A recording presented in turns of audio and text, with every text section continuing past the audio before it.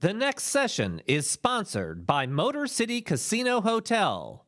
Please welcome the Mayor of the City of Detroit, Mike Duggan, joined by evening anchor at CBS News Detroit, Shayna Humphreys.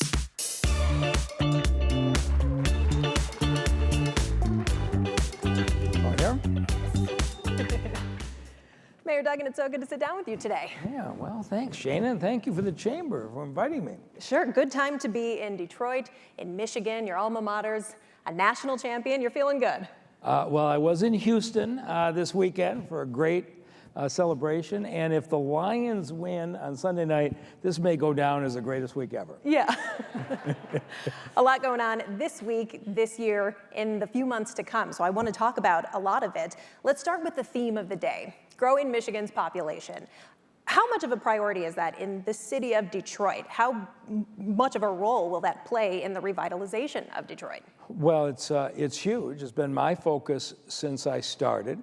I think the Census Bureau is now recognized their counting issues. But I don't know if you saw the report in the last 24 hours, but of 397 cities nationally, Detroit has now passed Miami as the greatest home price appreciation in America. Who would have ever thought, right? Miami's led the country 16 months in a row. Detroit passed Miami. If you think about when I came in and we had 45,000 abandoned homes and everybody was moving out, that we would ever be cited for the growth. I've had issues with the Census Bureau. Right. We filed appeals, and I think we're making progress, but when we finally got them, they do an annual estimate every year. And for 21 and 22, they claimed that we lost population. I called and said, I just want to drive the Census Bureau director around the city. I mean, there's houses are being fixed up, apartments are being built everywhere. Explain this to me. So they gave us the underlying documents. And here's the way they do an annual estimate. It's net births, net deaths, births and deaths, which we all agree on, and net migration. The way they calculate net migration is every time a housing unit is removed, they take a family out. And when a new housing building is started, they move a family in. Well, we knocked down 2,500 vacant houses. They counted that as they all had families with kids and dogs that all moved out of the city. I think they now recognize that they can't take down 6,000 people because we knocked down abandoned houses. And then the second thing is last year, we had more than 2,000 vacant houses people rehabbed and moved into. We don't have people building from scratch. They're fixing up the vacant houses. Well, the Census Bureau doesn't account for the possibility you could fix up vacant houses. They've never encountered this before, and so I'm really optimistic that two things are going to happen. One is there's no doubt population is growing in Detroit, but I'm very optimistic very shortly. The Census Bureau is going to officially declare population is growing in Detroit. But, you know, I drove past here with the site where they're building the new University of Michigan Graduate School right up the street on Grand River here. And that's a place where we're going to train folks for the jobs of the future. So a lot of pieces coming together. Right, I do want to touch on that in a few minutes. Let's talk about when we're ensuring that people are staying in Detroit and attracting more people to Detroit. Safety is going to be a key part of that. You've got to be pleased with the 2023 crime numbers. Crime is down, particularly violent crime.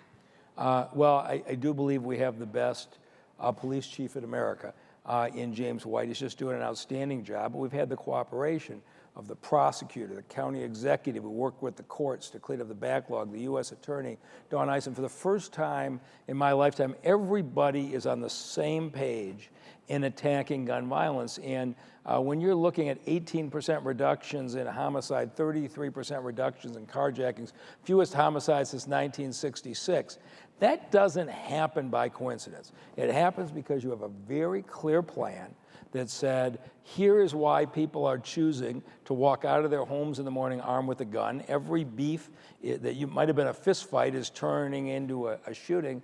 We reversed that last year. And I'm really hopeful that we're going to reverse it and continue that decline in 2024 as well. You mentioned clearing that backlog. What else do you attribute some of that success to? You know, I meet with the command staff at the Detroit Police Department every 2 weeks. And again, this is going to be boring to a lot of people, but 7 or 8 years ago, I realized that our 33 top commanders, you have to have a college degree, 32 of them had a degree in criminal justice, and one had a degree in chemistry. I don't know how he got through. But you're talking about running a 2,500 person organization with a $350 million budget. You don't have anybody trained in finance, nobody trained in HR, strategic planning, and the like. And so I went down the street to Wayne State University. And I said, you know, in the hospital system where I worked, doctors went and got executive MBAs because you want to talk about people bad at managing, doctors are about as bad as it comes. And so most hospital systems and med schools have these executive MBA programs. Wayne State put together a 30 credit hour program, and we offered it to the commanders, the captains, the rising stars, and talked about this is how you deploy people. This is return on investment. If I'm going to give you $100,000 overtime for the 2nd precinct for the summer, how are you going to deploy it, and what's the return going to be? Most of those individuals went on and got a full master's afterwards. Of course, we have a police chief who has a full master's. And you can go to the Detroit Police Department now, and they're talking about the Starbucks business model. And so now we have a management team that has their background in criminal justice, but who understand what deployment means, how you put the cops in the areas that need it, how you commit your detectives to the right kind of cases, how you target the chop shops instead of chasing around all the car thieves. Let's target the 100 chop shops in the city so they have a place to sell to. This is the kind of management that you have at the Detroit Police Department. It's boring stuff, but it's a professional management team running that department extremely well. Well, on the community side of things, you announced the Shot Stoppers program last year. It's off and running now. What can you say about it? So this is an interesting thing. And so we've put $10 million towards 6 agencies. But this is the way I work. The shootings that were occurring during COVID, I just want to know what happened. And so I invited gang members in to see me. It's the damnedest thing. They wanted to be in the mayor's office. I offered to go to the neighborhood, but they'd never been in the mayor's office. And so I had a number of meetings.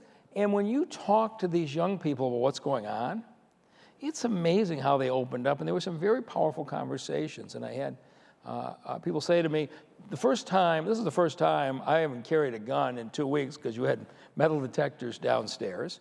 I had one guy had an arm in a sling for just been shot. And they said, if you go back a couple years, I wasn't carrying a gun.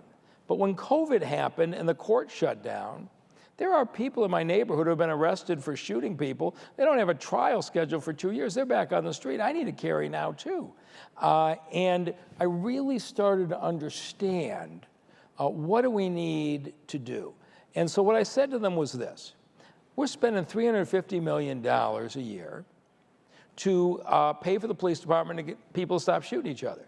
If I could pay somebody $10 million a year to get them to stop shooting each other, I'd do it. Now that may sound kind of flip, but that's the way I view the world. Out of that came this partnership. And we have 6 organizations that are based in the community that are deeply interactive in gang activity. And Todd Bettison, our deputy mayor, heads this up. But instead of saying, I'm going to give you a bunch of money and you go do good things, each of them has a 3 or 4 mile area that's their responsibility. And we measure the number of shootings that occurred in that 4 mile area a year ago and the number of shootings that have occurred now that you're responsible. They are in the schools talking to teenagers. When a shooting occurs, they are at the hospital. They're talking to groups about not retaliating. They're talking about job opportunities, school opportunities. And we are seeing in November and December the early stages. But here's the interesting thing. We pay these nonprofits $175,000 a quarter. If they reduce the shooting rate faster than the rest of the city, they get another $175,000 as a bonus. So the most effective community organizations will get more money they have to put into further prevention. And so at the end of January, we're going to see, but I think we're going to have a couple of these groups get a bonus for being successful. And the other groups who aren't making it are saying, what are you doing? And so we're doing 2 things. We're running a first-class law enforcement police department, but we're also taking the people who are trusted most by the community and we're paying them to intervene and prevent. And so you're going to have hard data, whether this works or not. The White House, I'm going to be there next week, but they're fascinated because this is not the way prevention money has been spent nationally, that you give somebody a 4 square mile area and say, the numbers are your responsibility. Yeah, the numbers, the statistics being down, of course, different than people feeling safer and noticing the difference. What are you hearing from people? What's the reaction? There's no question. We've heard it all over the city. Less gunfire at night, feel safer. There's no question that people in this city have seen the difference in the shootings. And, you know, we do so many things. We have something called ShotSpotter, the most violent areas of the city. They have got this amazingly sophisticated sound detection system when gunshots go off. And it's unfortunate. There's areas of the city, people are gunfire, they don't bother to call the police. Now, the ShotSpotter alert tells the precinct's there immediately. We found people who are laying on the ground with a gunshot wound who nobody had called the police. That the fact that ShotSpotter was there allowed a response. But what we're doing is we are picking up shell casings from every single site. Most of the time when the cops get there, everybody's gone, right? Okay, we got away with it. We're picking up the shell casings. We're putting them through a ballistic system, through the ATF, and we've solved a lot of cases by getting the casings on the site. So two groups are engaged in a beef. We know this gun was used before in this shooting. Now it's used over here, even though maybe there wasn't a victim. We're tying cases together. It's to see all the things that are happening is exciting. Yeah, let's talk about some of the other things happening. A lot of projects underway, some just broke ground, some getting ready to start. A lot of them do focus on the riverfront, the downtown area, and sometimes there can be some criticism for that. You know, what about the rest of the city? How do you think some of this development has downstream effects around Detroit? Yeah, the people who are talking about that don't live in the city. If you look at what's happening now on Livernois between 7 and 8 Mile, you can't find a vacant storefront. You can't find a place to park on Saturdays where the Avenue of Fashions come back. You look at what's happening on McNichols between Wyoming and Livernois, all those vacant storefronts being transformed. You look at Kercheval near Van Dyke, which there was nothing there 10 years ago, apartments and shops and the like. Now we're starting to transform Dexter Avenue and Rosa Parks in neighborhoods people thought we'd never get to. And what's exciting is that we're redoing the streetscapes. You got stores starting to open. Now you're getting long vacant apartments that people are fixing up. And I just came from 2 hours ago, a ribbon cutting on Michigan Avenue, that new apartment building, the Perennial, down the street from the train station. 200 new apartments built on Michigan Avenue across from the old Tiger Stadium. Remember when Tiger Stadium closed in the early 2000s? Everybody said Corktown's dead without Tiger Stadium. Come check out Corktown now. And the thing I love about it is 10% of the units are for very low income, $855 a month. So people of all incomes are able to live in all neighborhoods because we make this a condition of when you build new housing that you set aside units for people of lower income. And that's the way a city should be. People of all incomes in every neighborhood. A lot of apartments going up, a lot of hotels. Yeah. Tell me about the hotel at Water Square. Yeah. Why is this such a big deal? If Claude Molinari were here, he's an evangelist on this, runs Visit Detroit. But there are, I'm going to say in a given year, 120 conventions that are citywide conventions. And we've been winning 8 or 10 a year. But there are a large number that won't even let you apply if you don't have a convention hotel attached to the convention center. And so we have been missing out on literally tens of millions of dollars of investment. And what Claude points out is Cleveland has got an attached convention hotel. Indianapolis, he says Toledo has an attached convention hotel. Grand Rapids has an attached convention hotel. And it is time Detroit joins that. And so we're really pleased that the Sterling Group has partnered with the convention center. And I hope it will get approved by City Council this spring. And Detroit will be able to participate in far more meetings and in conventions when we get that hotel built. So it would be attached by a skywalk. Right. And then 2nd Avenue is expanded. Right. So if you're not from down here, this probably won't mean a lot to you, but if you happen to live in the Fort Shelby Apartments at basically Lafayette and First Street, you can't get to the riverfront today. If you try to go down Cass, you dead end into the convention center. First, second, third, it dead ends. And you can't get to the riverfront. What we're going to do on 2nd Avenue, behind the convention center, would be the west side, is that street's going to be opened up with a tree-lined plaza all the way down to the riverfront. And next to that, the Ralph Wilson Park is going to open later this year, which will be an absolutely spectacular park. So now, people who live in downtown apartments will be able to walk a few blocks, enjoy the riverfront, or jog or bike or whatever they do. So you're doing two things at once. You're having a convention hotel right next to where you see that new apartment building got built there, but you're also tying the west side of downtown to the riverfront like it's never been tied to before. And downtown is a neighborhood now. You know, the downtown that I worked in, you drove in at 8:30 in the morning and you left at 5 o'clock at night, and by 5:30 the streets were empty. Downtown is now a neighborhood. People living there, we have more activity on nights and weekends sometimes than weekdays, and that's what a real city has. Downtown's a neighborhood. Tell me about the University of Michigan Center for Innovation. This is not just a Detroit campus for the university, correct? It is. It may end up being the most important thing that I've done. And I talked to President Sanaono his first week on the job. I gave him a tour of the city, put him in my car, I drove around, I showed him where the first University of Michigan was in 1817, talked about the mistake they made moving out in 1837, and said, you have a chance to fix that. And here's what triggered it. We were enormously fortunate that Stephen Ross, who is probably the largest developer in the country, says, the high-end corporations, the jobs of the future, they want to know the top talent is being trained nearby. And Bill Ford had this vision that he was going to compete with Silicon Valley on the electric and autonomous vehicles of the year by creating a whole new center where his engineers would design these vehicles. He said, we're not going to compete with the Googles and the Apples and the like on a structure where our executive vice presidents are on the 10th floor and the senior vice presidents are on the 9th floor. And he said, I either got to go to Silicon Valley or I got to go to Ann Arbor and create this. And I said, Bill, the kids may want to graduate from the University of Michigan, but they want to live in Detroit where they're done. Bill Ford was the guy who found the train station and called me up and he says, I got the perfect location. And now all the talent in Ford wants to be there. But at the time, we had the University of Michigan Grad School there, it would have been a no-brainer of a decision.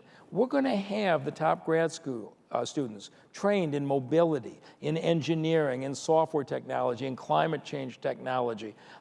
They are going to come to the graduate school at the University of Michigan in Detroit, and they're going to be tied into these companies, which means the companies of the future looking for their headquarters are now going to look at Detroit. So let's come full circle to your population change idea.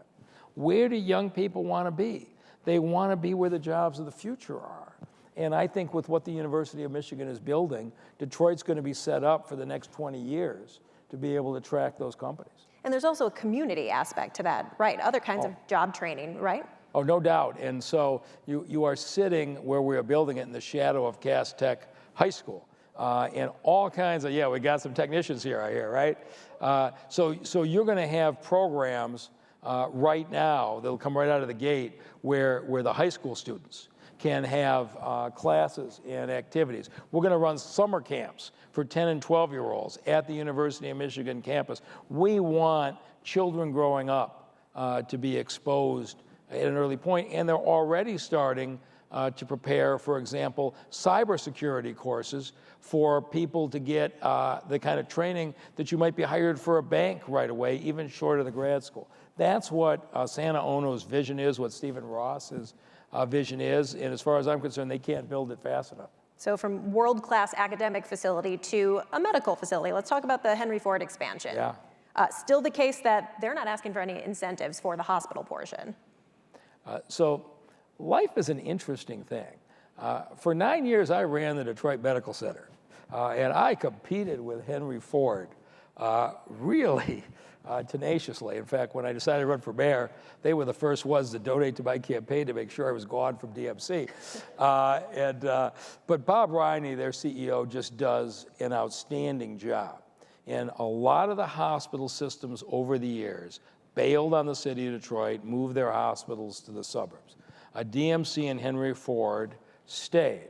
And what Henry Ford is doing now is talking about a $2 billion commitment, building the finest hospital in the Midwest, right here in the city of Detroit. That's going to be a great thing. But then what happens? You've seen it happen in Brooklyn. You've seen it happen in Washington, D.C. You get redevelopment. You get gentrification. People who have lived in the neighborhood get pushed out when rents go up. They said, we don't want that to happen. And so they partner with Tom Gores and the Pistons and say, let's build housing units with 20% of the units being set aside for affordable housing, so that we're going to build more affordable housing in the neighborhood than exists today. So the people who work in the cafeteria or push the wheelchairs in the hospital can live in the same neighborhood as the doctors and the nurses. It's a whole plan coming together. I was pleased that the neighborhood group, the Neighborhood Advisory Committee, overwhelmingly approved it. The Brownfield Authority approved it yesterday, and it's on its way to City Council now. And it is pretty special to have Henry Ford that could build anywhere put a $2 billion facility in the city of Detroit. Is the idea for it to have sort of a Mayo Clinic effect, a destination medical center? Well, Henry Ford operates on the staff model like Mayo Clinic. They're now partnering with Michigan State that's going to have a research center, and I think is very likely going to open a medical school campus there. So Michigan State's been looking for the right location. Henry Ford for years has been looking for the medical school partner.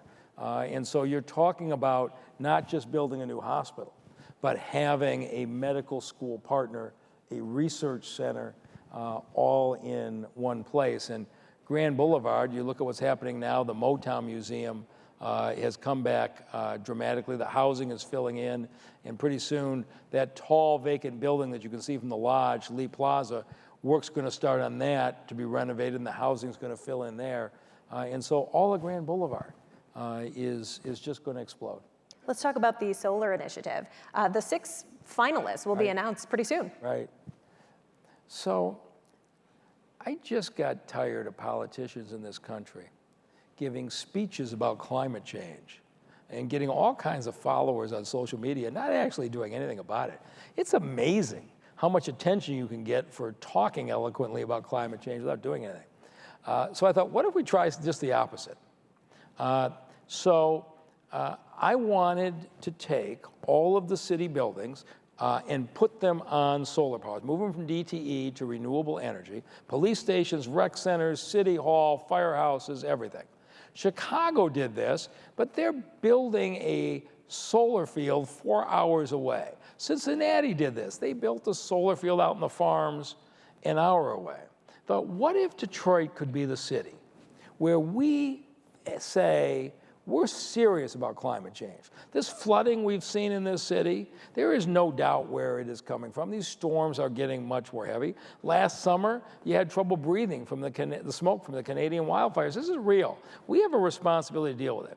And so I said to the community, there are neighborhoods in this city where there's one occupied house per block, one occupied house for every 2 blocks. And I ran in 2013 and said, every neighborhood has a future. I actually believe that. And so I said to the neighbors who think they've been forgotten, you propose the area where we clean out everything that's there and we put in solar fields. And we have a lot of places where you might have a 10-block area that is largely abandoned, but not too far away, you've got a pretty solid neighborhood. What if we made solar panels in the 10 blocks that were largely deserted? And what if we took the benefits of that and put $15,000 a house into all the remaining neighbors for you to upgrade your own energy efficiency, new windows, new furnaces, new central air, fix the roof and the like?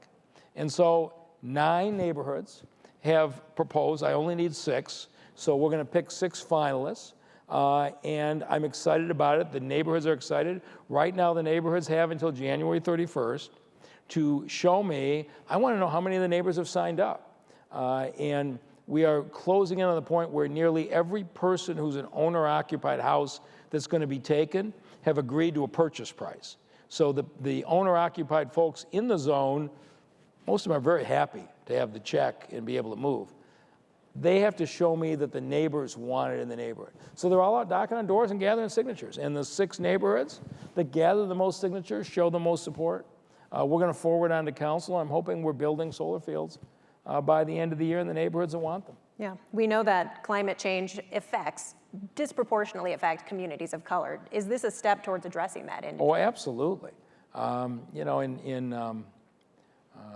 think it was 2015, we had this flooding and we had a once in 100-year storm. And then in 2021, we had a once in 500-year storm. And our sewer system was built for the climate of the 20th century, not the 21st century. And so we're doing a lot of things to try to deal with that capacity. But my thing is, how do I know in 2 years we're not going to get a once in 1,000-year storm? Everybody has a responsibility to deal with the warming of the planet. Detroit's going to step up and say, you think we're some troubled city that doesn't care. I want to show the rest of the country that we can move our city buildings to 100% renewable power right within the city, and I hope we end up being a model for other cities in the country. As we're short on time, we have to touch on the draft coming up late April. This is actually bigger than the Super Bowl. It is. I've been to the NFL draft 2 years ago in Las Vegas and last year in Kansas City. And football fans are nuts. 300,000 people show up there convinced that this year's first-round draft choice is going to change the fortunes of their franchise. It was really odd to be at last year's draft and not have the Lions have the first or second pick. It was a good feeling. We're finally out of that conversation. And people pour in, and they're in such good spirits. In Las Vegas and in Kansas City, they did it in huge parks away from their downtowns. In those cities, if you were downtown, you would not have known the NFL draft was in town. And it's an easy way to do it. And so we sat down and said, what are we going to do in Detroit? We could have done it on Belle Isle, which would have been the equivalent of what they did, and had it self-contained logistically. We said, we're not going to do that. We want this draft to be for the community. We want to benefit all of the restaurants and the shops, the hotels that are downtown. And so it's going to be an enormous logistical challenge. But we are going to do it on a site that goes from Campus Martius to Hart Plaza. And you're going to see people go to the draft, go out to a local restaurant, a local shop, walk down along the riverfront. And of course, it's the last week in April, so assuming the weather cooperates, this is going to be a spectacular 3 days for the city of Detroit. So that's 3 days in April, but there are events starting this weekend leading up to them. What's the significance in drumming up the excitement around the city before then? So we're different in Detroit.